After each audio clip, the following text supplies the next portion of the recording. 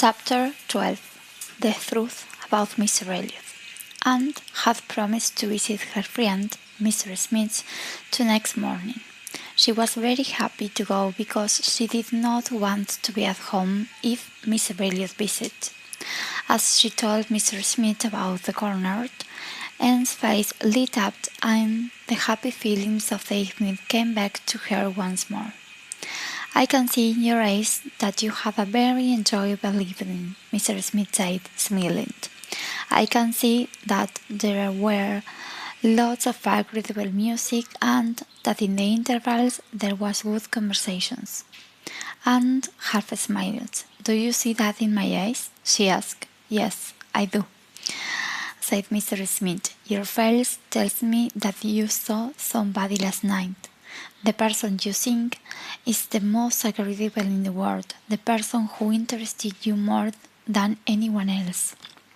Anne's cheeks went red. She could say nothing. "Please tell me," Mr. Smith went on. "Does Mr. Elliot know that we are friends?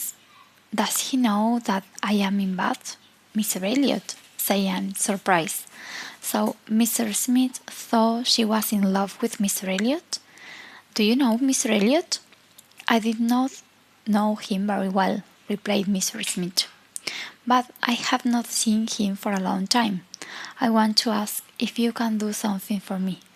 Mr. Elliot can help me very much. Could I ask you to speak to him for me?" "I will do anything I can for you," said Anne, "but I am afraid that I am not as important to Mr. Elliot as you may think. I am only his relative." Mr. Smith looked at Anne carefully. "I am sorry," she said.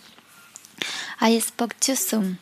I shall wait until the engagement is agreed. Next week, perhaps?" "Not," replied Anne. "Not next week, or the next one, or the other after that. I am not going to marry Mr. Elliot. I do not think he wants to ask me, but if he does, I shall say no. I can promise you. It was not Mr. Elliot who I so enjoyed saying last night. It is not him that—" She stopped, sorry that she had said so much.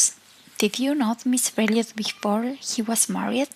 asked Anne. "Yes," Mr. Smith replied. "And did you know him well?" "Yes, very well," replied Mr. Smith. "What was he like when he was a young man?" asked Anne.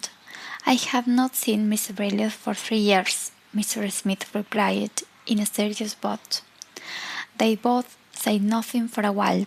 Then Mr. Smith spoke once more in her usual soft voice.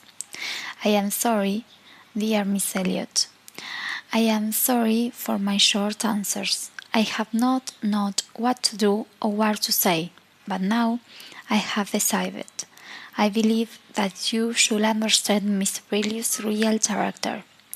He is a cold-blooded man who has no feeling for what is right. He thinks only of himself and does not care about others at all. Oh, he is black at heart, empty and black." And looked so astonished that Mr. Smith spoke for a moment and then spoke more calmly.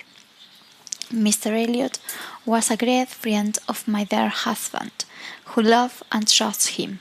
I like him too, and we were always together. At that time we were very rich, and Mr. Elliot was poor. He often stayed with us. He was always welcome in our home.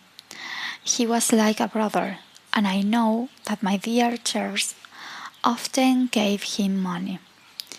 This was perhaps the time when my father and sister first met Mr. Elliot, and said, "Yes," replied Mr. Smith. "He often spoke about them. I know that he was invited to your home by your father, but he decided not to go." "Why did he not visit?" asked Anne. "At the first," said Mr. Smith, "he wanted only to be rich, and he wanted to become rich by marriage. He believed that your father wanted him to marry your sister, but he could see that this marriage would not make him rich."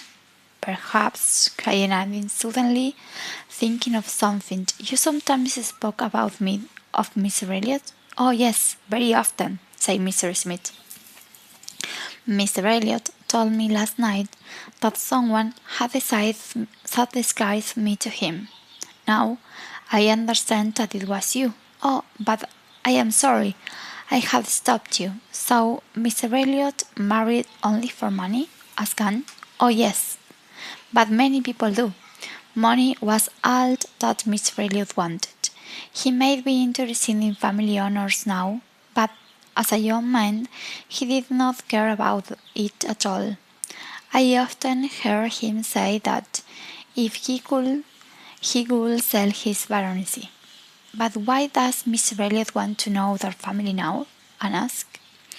I can explain this too, said Mr. Smith, smiling. Mr. Elliot tells everything to Colonel Wallis, who then tells to his pretty silly wife, and she tells everything to Nurse Rook. Mr. Elliot wants to marry you, and his visits to your family now are honest and from the heart. But there is another reason why he wants to have closer connections with your family. I heard that your sister's friend, Miss Clay, has been staying with you in band, and she is a good-looking, clever woman.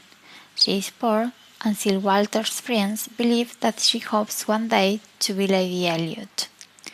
When Mr. Elliot came to Bath for a day or two before Christmas, Colonel Wallis explained this to him.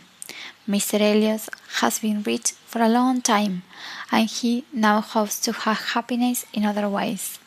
He hates the idea to not be in Sir William.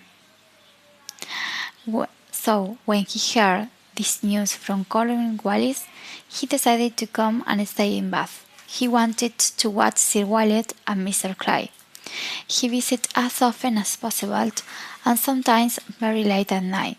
He is a clever man, and he will do anything to get what he wants.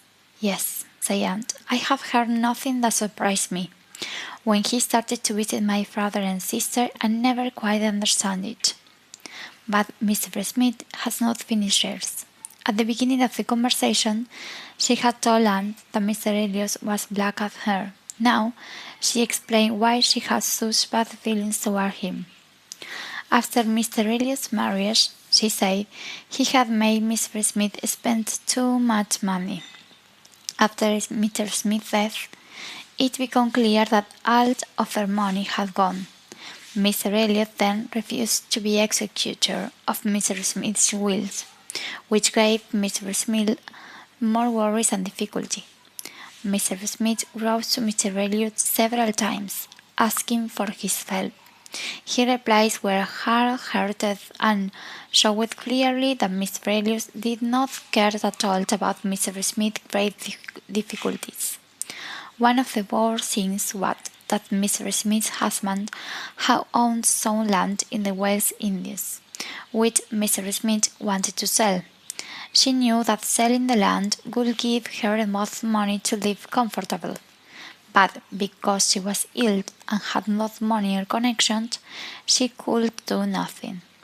Once again, she asked Mr. Elliot to help, and once again, he refuses. This was what she had talked about earlier to Anne. If Anne and Mr. Elliot were engaged, she had hoped that Anne could persuade him to help her sell the land. After listening to these long descriptions of Mr. Elliot, Anne could not think about him without feeling applied. What if I had married this man? She thought to herself. What if Lady Russell had persuaded her that it was a good idea? It was too terrible to think about, and wanted to tell Lady Russell the truth about Mr. Elliot as soon as possible.